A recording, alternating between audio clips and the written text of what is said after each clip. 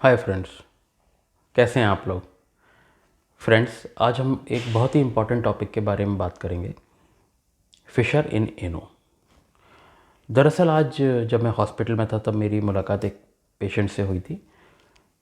तो उनको काफ़ी तकलीफ़ हो रही थी। स्टूल पास करने के टाइम पे उनको कई दिनों से काफ़ी पेन हो रहा था और ब्लीडिंग भी थी साथ में। कॉन्स्टिपेशन की शिकायत तो थी ही। इसके अलावा उनका कहना था कि उनको एक नीचे स्वेलिंग भी हो रखी है जो काफ़ी पेनफुल है। कुछ डिस्चार्ज भी नोट कर रहे थे। अब अलग अलग लोग उनको अलग अलग बातें बोल रहे थे। कभी वो कोई बोल रहा था पाइल्स है, कोई बोल रहा है फिशर है, कोई बोल रहा है ये फिस्टुला है, इसका क्षार सूत्र से इलाज करवाइए, ये आयुर्वेद में जाइए, इसमें ये खाइए, इसमें ये लगाइए। तो तब मुझे ये लगा कि हमें इस टॉपिक पे क्लैरिटी लाना बहुत ज़रूरी है कि ये जो प्रॉब्लम है फिशर, फिस्टुला, पाइल्स, इनमें डिफरेंस क्या है और इनका ट्रीटमेंट क्या है। अलग अलग लोग अलग अलग तरीके से क्लेम करते हैं कि भाई ये है, इसका ये इलाज है, इसमें आप लेज़र करवा लीजिए, इसमें आप ऑपरेशन करवा लीजिए। कोई बोलेगा ऑपरेशन की कोई ज़रूरत नहीं है। तो we end up confused and this leads to a trust deficit between patient and doctors, which kind of makes me feel bad. तो मैंने सोचा कि चलिए इस पे एक इंफॉर्मेशनल वीडियो बनाते हैं और बात करते हैं। Friends, I am doctor Anshuman और मैं आर्टेमिस हॉस्पिटल गुड़गांव में department of general minimal access of bariatric surgery में यूनिट हेड और एकेडमिक कोऑर्डिनेटर की तरह कार्यरत हूँ। मेरी जो काफ़ी सारी जो फील्ड्स हैं जिनमें मैं काम करता हूँ उसमें एक है proctology, which is quite close to my heart, और मेरा करीब 20 साल का एक्सपीरियंस है। I have operated more than 5000 cases. मेरा role of laser in the field of proctology में कुछ I have a keen interest and we are doing research also. अभी रिसेंटली हमारा एक पेपर पब्लिश हुआ है हेमोरॉइड्स के ट्रीटमेंट के ऊपर, जिसमें हमने लेज़र को और स्टेपलर को कंपेयर किया है और दोनों के जो प्लस एंड माइनस पॉइंट्स हैं उसको हाईलाइट किया है। जो लोग इंटरेस्टेड हैं वो उस पेपर को पढ़ सकते हैं।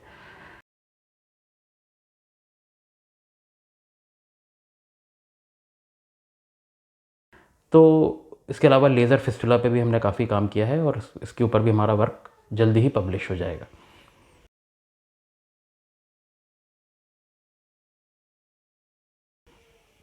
तो बात करते हैं इन चारों में डिफरेंस क्या है, फिशर, फिस्टुला, पाइल्स और एब्सेस। अब ज़रा ध्यान से समझिए। स्टूल पास करते समय अगर हमने ज़ोर लगाया और एक काफ़ी बड़ा स्टूल का बोलस निकला जिसने जो हमारी एनल रिंग है उसको स्ट्रेच किया बियॉन्ड अ सर्टेन लिमिट, तो क्या होगा, उसमें एक कट डेवलप हो जाएगा। कट, जब वो कट डेवलप होगा, बॉडी में कहीं पे भी कट होता है तो वो ब्लीड कर सकता है, उसमें पेन होगा और जिसे देख के आप घबरा सकते हैं कि ये क्या है। और इसके कारण जो हमारा जो एनल स्फिंक्टर है वो क्या होगा, वो सिकुड़ जाएगा, स्पाज्म में चला जाएगा, टाइट हो जाएगा। तो ये हमने ज़ोर लगा के एक फिशर डेवलप हो गया, राइट। अब ज़रूरी नहीं है कि हर किसी को कॉन्स्टिपेशन हो जिसको ये कारण है कि कॉन्स्टिपेशन से फिशर होता है, नहीं, ऐसा ज़रूरी नहीं है। आप बिल्कुल नॉर्मल आपकी डाइटरी हैबिट्स है, लेकिन एक बार ऐसा हुआ कि आपने ज़ोर लगाया और एक बड़ा बोलस निकला जिसने स्ट्रेच किया और कट लग गया, दैट इज़ फिशर। इसमें ब्लीडिंग हो सकती है, इसमें पेन होता ही होता है। और पेन शुरुआत में कटिंग और टीयरिंग जैसा पेन होता है जब आप स्टूल पास करते हैं, और जब उसके बाद पूरा स्पाज्म हो जाता है और फिर आपको एक burning knowing kind of pen वो होता रहता है जो 1-1.5-2 घंटे तक चलता है, जिसमें आपको समझ में नहीं आता कि आप क्या करें, कहाँ जाएं, क्या एक लोग इंजेक्शन तक लगवा लेते हैं। दिस इज़ फिशर इन एनो।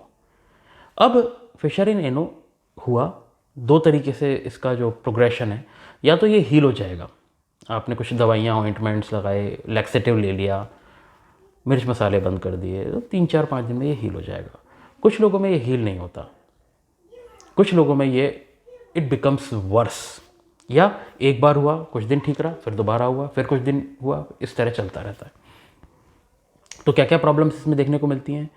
एक कट, अब जब ये कट को बॉडी हील करने की कोशिश करती है तो ये एक तरह का टिश्यू ग्रो हो जाता है नीचे इस फिशर के जस्ट एक पॉइंट पे।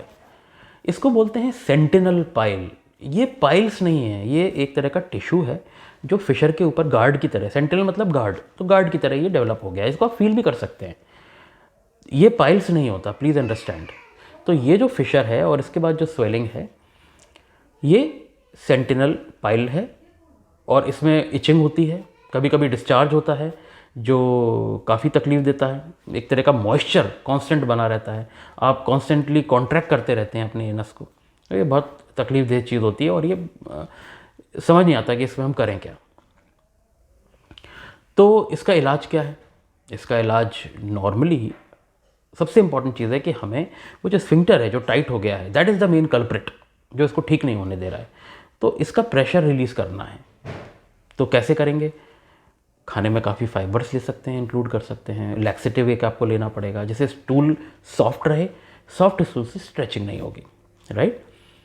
इसके अलावा कुछ जेल्स और लुब्रिकेंट्स आते हैं जो उस एरिया में हमें लगाने होते हैं। उनमें कुछ ऐसी दवाइयाँ हैं जो एंटी इन्फ्लेमेटरी हैं, जो इन्फ्लेमेशन को कम करती हैं, साथ ही उस स्फिंक्टर को रिलैक्स करने की कोशिश करते हैं। एक और इम्पॉर्टेंट चीज़ होती है जिसको सिट्स बाथ कहते हैं, SITZ, सिट्स बाथ। कुछ साइंटिस्ट ने पुराने में ऐसा करके देखा कि अगर गर्म पानी एनल एरिया में लगे तो स्फिंक्टर का प्रेशर कम हो जाता है। तो ये टेम्परेचर तकरीबन 50-60 डिग्रीज़ के आसपास जो हम नहाते हैं जिस गर्म पानी से, उतना गर्म होना चाहिए, इससे हमें फ़ायदा मिलता है। लेकिन कभी कभी ये सब करने के बावजूद हमारी प्रॉब्लम ठीक नहीं होती and it becomes very painful affair. एक नेगेटिव इनहिबिटरी फीडबैक जो होता है कि स्टूल जाने पास करने में डर लगना, तो फिर हमें कुछ ऐसा काम करना पड़ेगा जिसमें कि हमको ये स्फिंक्टर को रिलैक्स करना पड़े। तो जो दवाइयाँ हैं वो काम कर नहीं रही हैं। एक और चीज़ होती है, इसको बोलते जैसे बोटॉक्स का ट्रीटमेंट होता है, ऐसे ही जो बोटुलिनम टॉक्सिन का इंजेक्शन भी लगाया जाता है। कुछ स्टडीज़ हैं, करते भी हैं लोग, लेकिन मैं कन्विंस नहीं हूँ। मेरे हिसाब से ये बहुत ही टेम्प्रेरी प्रोसीजर है और हमें कुछ ऐसा प्रोसीजर ढूंढना पड़ेगा जिसमें कि हमें परमानेंट ट्रीटमेंट मिले। तो इसमें एक चीज़ निकल कर आती है जिसको बोलते हैं लैटरल इंटरनल स्फिंक्टरोटमी, LIS, जो कि हम लेज़र से करते हैं या नाइफ से। मुझे लेज़र से करने में मुझे पसंद है क्योंकि पेशेंट्स में रिकवरी ज़बरदस्त है, पेन बिल्कुल नेग्लिजिबल है। इसमें हम इस स्फिंक्टर को डिवाइड कर देते हैं जिससे ये रिलैक्स हो जाता है। जैसे ये रिलैक्स होता है वैसे ही जो फिशर है उसकी हीलिंग हो जाती है और ये जो टैग है इसको भी आप निकाल सकते हैं, राइट। तो ये चीज़, ये इसका ट्रीटमेंट है, टेक्स अराउंड 10 मिनट्स और हॉस्पिटल में इसके लिए हमें एडमिट करना पड़ता है, अंडर एनेस्थीसिया इसको करते हैं। Recovery rate is close to 98 to 99 to 100%। अब आते हैं पाइल्स के ऊपर। तो पाइल्स, जैसा कि मैंने अपने पुराने वीडियो में भी डिस्कस किया हुआ है, these are cushions, vascular cushions, जो एनस के बाहर नहीं बल्कि एनस के अंदर से बाहर निकलते हैं।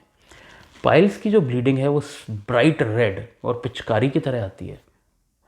ये जो ब्लीडिंग है ये यूजुअली पेनलेस होती है, यूजुअली पेनलेस अनलेस कॉम्प्लिकेटेड। तो शुरुआती अवस्था में तो ये केवल ब्लीडिंग होगी और कुछ बाहर नहीं निकलता।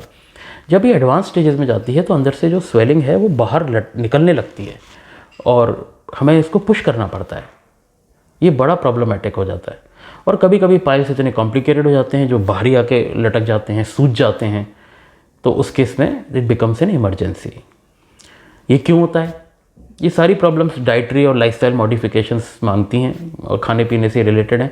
ऐसा देखा गया है कि कुछ तरह के फूड्स हैं जैसे कि मैदा है या पास्ता है, नूडल्स हैं, पिज़्ज़ाज़ हैं, चीज़ है, नॉन वेजिटेरियन फूड है, ये सब कॉन्स्टिपेशन कराता है और या डिहाइड्रेशन है जिसमें पानी की कमी हो जाए, ये सारी चीज़ें इस तरह की प्रॉब्लम्स क्रिएट कर सकती हैं।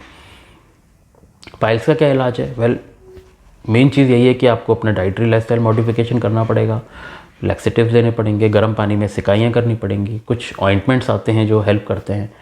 एडवांस स्टेजेस में फिर आपको या तो लेज़र या स्टेपलर, ये दो हमारे पास ऑप्शंस रहते हैं, लेकिन ये एडवांस स्टेजेस में यूजुअली ये अपने आप हील हो जाता है। तीसरी इंपॉर्टेंट चीज़ पे आते हैं, वो है फिस्टुला। अब fistula is nothing but an opening near the anus जो फूलती है फटती है, फूलती है फटती है और इसमें से पस का डिस्चार्ज होता है। ये जो ओपनिंग है ये अंदर कनेक्ट होती है और इसका जो इलाज है वो एक तरह का surgical option, we only have a surgical option for that. कभी कभार हम इसमें सेटॉन यानी कि धागा, जैसे शार सूत्रा कहते हैं, वो डालते हैं, या कभी कभार इसको हम लेज़र के माध्यम से बर्न कर सकते हैं, या कभी हम इसको ज़्यादा अगर प्रॉब्लम है तो हम इसको निकालना पड़ता है हमको। तो ये सारी चीज़ें बिल्कुल डिफरेंट हैं। अगर स्वेलिंग का मतलब यही नहीं कि ये पाइल्स है, it can be a fissure with a sentinel pile, और जो पेनफुल है। पाइल्स में ब्लीडिंग होती है जो पेनलेस ब्लीडिंग होती है। और तीसरी जो चीज़ है फिस्टुला, फिस्टुला में एक तरह की ओपनिंग होती है और इसमें से पस का डिस्चार्ज होता है। तो बेहतर ये होगा कि आप अगर आपको कुछ प्रॉब्लम्स होती हैं, यूजुअली ये प्रॉब्लम्स अगर फर्स्ट टाइम होती हैं तो मेडिकल मेथड्स हैं इनको ट्रीट करने के लिए, लेकिन जो एडवांस प्रॉब्लम्स हैं, कंडीशंस हैं, ठीक नहीं हो रहा, तो फिर हमको कुछ ना कुछ इसके लिए करना ही पड़ेगा। तो ये बात हमको बहुत क्लियरली समझ में आ जानी चाहिए। और अगर रही बात आयुर्वेद या एलोपैथी, तो आयुर्वेद में भी बहुत अच्छे लाइफस्टाइल मॉडिफिकेशंस की जो बातें हैं वो माननी चाहिए, बिल्कुल माननी चाहिए, क्योंकि वो मुझे अच्छा लगता है वो सब सुन के। लेकिन क्लेम करना कि ये से ठीक ही हो जाएगा, वो गलत है। We should not claim. हमें एविडेंस बेस्ड काम करना है और हमें डिस्कस करना है अपने डॉक्टर से कि हमारी प्रॉब्लम क्या है, क्या इसके लिए हमें कुछ सर्जरी करवानी है या ये ऐसे ही ठीक हो जाएगी। ये बात भी ज़रूर करें, और इससे आप बिल्कुल भी घबराएं ना। मैं उम्मीद करता हूँ कि आपको ये वीडियो पसंद आया होगा। मैं जल्दी आपके पास आऊँगा कुछ और इम्पॉर्टेंट टॉपिक्स के बारे में discussion will have a discussion on that. और तब तक के लिए टेक केयर।